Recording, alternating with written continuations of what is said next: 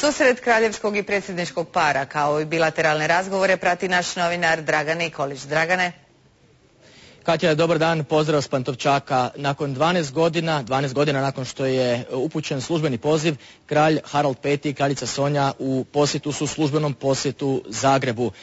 Sastoji se danas ovdje u Zagrebu s hrvatskim državnim vrhom, sutra u Šibeniku bit će prisutni na svečanom otvaranju Pomorskog inovacijskog centra, zajedničko hrvatsko-norveškog ulaganja koji bi trebao pomoći, Norvežani pomažu da hrvatska pomorska industrija možda ponovno postane globalno konkurentna. Za nekoliko minuta ovdje počinje svečani ručak kojega priređuje predsjednik Josipović. Nakon toga norveški kraljevski par zaputit će se prema Markovu trgu, očekuju ih u Saboru i u vladi. Večeras svečanu večeru priređuje premijerka Kosor. Treba reći da je ovo značajan posjet, kao što si rekla, samo 2 puta godišnje kralj napušta zemlju. Izmijenjeni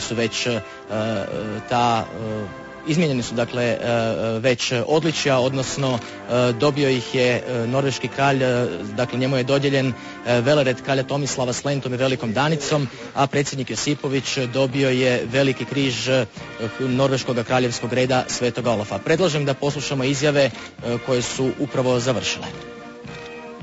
Njegovo veličanstvo je isto tako zajedno sa svojom delegacijom pokazalo poseban interes za stanje u regiji i regionalnu suradnju i cijela delegacija izrazila podršku jačanju regionalne suradnje i mislim da je njihova podrška tim značajnija što je Norveška zajedno sa drugim skandinavskim zemljama pokazala kako se i teška povijest može transformirati u sjajne međusobne odnose susjeda koji su nekada ratovali. Željeli smo doista dati svoju podršku i socijalno-gospodarskom razvoju Hrvatske i Hrvatsku podržati ne samo na putu u europske, već i u euroatlantske integracije.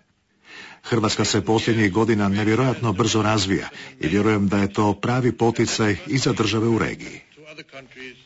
Kolega Nikolić, s norveškim kraljevskim parom u Zagreb je stiglo i jako gospodarsko izaslanstvo koje sudjeluje i na Hrvatsko-norveškom gospodarskom forumu. Možemo li i tu iščitati neke dobre gospodarske znakove?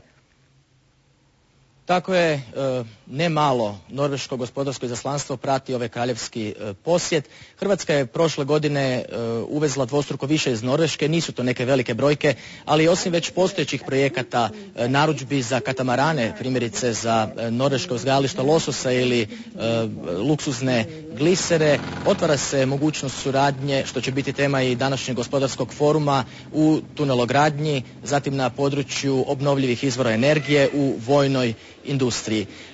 Dakle, bavit će se time danas ovdje Biznis forum koji se održava usporedno s protokolarnim dijelom posjeta.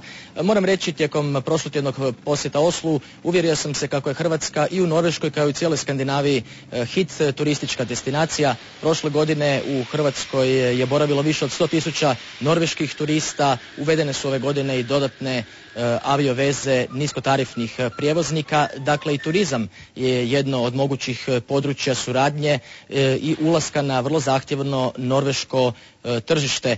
Kraljicu i kralja norveškog Haralda V i Sonju ne treba uvjeravati u ljepote Jadrana. 2008. tijekom obiteljskog odmora i krstarenja diljem Dalmacije obilježili su 40 godina svoga braka.